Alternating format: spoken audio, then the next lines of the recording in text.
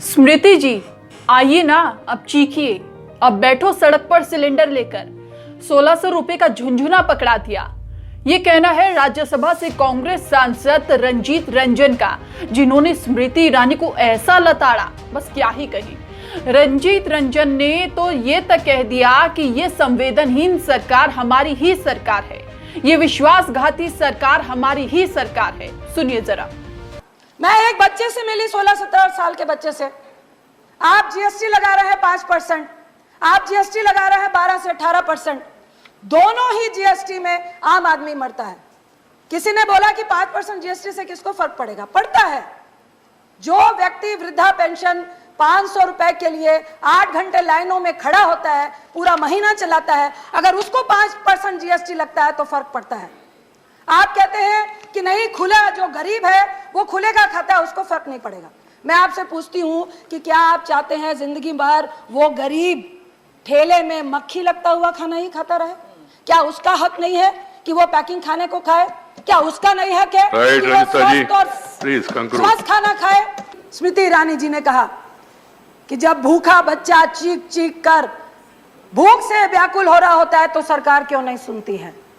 जब किसान आत्महत्या कर रहा होता है तो आपके कान में आप रुई डाल के सो जाते हो।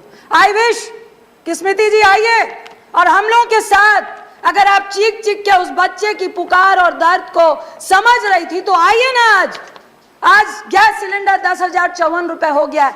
आज आप हमारे साथ चीख चीख कर गरीबों की बात करिए, अपने घर की रंजिश मत निकालिए प्लीज। आप मंत्री, इसके बाद मैं सुषमा जी का एक मिनट रंजिता, माननीय मंत्री, किसी का नाम लेकर मंत्री यहाँ सवाल नहीं करना चाहिए। स्वर्गीय सुषमा जी की स्पीच को याद करना चाहती हूँ, जिन्होंने कहा था कि यह संवेदनहीन सरकार है, यह बिल्कुल भी गरीबों के बारे में सोचने वाली सरकार नहीं है, यह विश्वासघाती सरकार है। आज मुझे कहना पड़ रहा है कि अगर सुषमा जी होती तो वो निश्चित बोलती कि यह संवेदनहीन सरकार है, हमारी ही सरकार है, यह विश्वासघाती सरकार है, हमारी ही सरकार है। मुझे डर लगता है जब मैं प्रधानमंत्री की उस स्पीच को सुनती हूं, जो उन्होंने कहा था कि घर में चूल्हा नहीं जलता है, बच्चे भूख से रो रो कर सोते हैं और माँ आंख में आंसू लेकर चुप हो जाती है। जब आंसू की बात पीएम साहब के मुंह से सुनते हैं तो हमें डर लग जाता है, क्योंकि उन्होंने पहले मिडिल क्लास से महिलाओं के आंसू निकलते हैं, मेरे भी निकलते हैं, सब्सिडी छोड़ दो, महिलाओं ने छोड़ दी। कहा गरीबों को सब्सिडी देंगे, महिलाएं पसीज गई, हम सब ने सब्सिडी छोड़ दी। आज हर्ष क्या हुआ? आज आपने 1600 रुपए का एक झुंझुना पकड़ाकर 7 करोड़ लगभग लोगों को आपने चूल्हा और गैस दिया। आपको मालूम था कि गरीब आपके झांसे में फंसेगा। 1 चुनाव 2 चुनाव आपने उज्ज्वला योजना से निकाल लिए। उसके बाद क्या हुआ? क्या वो 1600 रुपए, वो सब्सिडी, जिस रेवड़ी की बात आज मोदी साहब कर रहे हैं, प्रधानमंत्री साहब कर रहे हैं, क्या वो रेवड़ी नहीं थी? लेकिन वो रेवड़ी में फर्क इतना था, गरीबों के लिए नहीं थी, गैस एजेंसीज के लिए थी।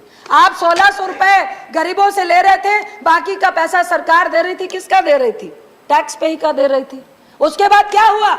आज आंकड़ा है, इतना वक्त नहीं है, लगभग 7 करोड़ घर, जिसमें 4.5 करोड़ वो लोग हैं जो उज्ज्वला के तहत आते हैं, 1 साल में एक भी गैस रिफिल नहीं करा रहे हैं। 3.5 करोड़ के लगभग वैसे लोग हैं जो साल में एक रिफिल करा रहे हैं। यह किसको दिया था झुंझुना? यह किसकी रेवड़ी थी? रेवड़ी तो प्रधानमंत्री साहब आपने भी दी। कल मैं सुन रही थी आपके लोकसभा में भाजपा के एक सांसद बोल रहे थे कि भाई उस वक्त भी आपके टाइम पे 900 रुपए गैस सिलेंडर था। मानते हैं 900 रुपए था, लेकिन हम अपनी रेवड़ियां गरीबों में दे रहे थे, बिल्कुल 400 रुपए कम में गैस सिलेंडर दे रहे थे। हम गरीबों की मदद कर रहे थे, हम एनपीए की और करोड़पतियों की मदद नहीं कर रहे थे, हम उनके 3.5 लाख करोड़ रुपए माफ नहीं कर रहे थे, हम गरीबों को दे रहे थे। आप सिर्फ खाद्य सुरक्षा की बात कर रहे हैं। एक तरफ मोदी साहब कहते हैं कि रेवड़ी बांटना बहुत खतरनाक है।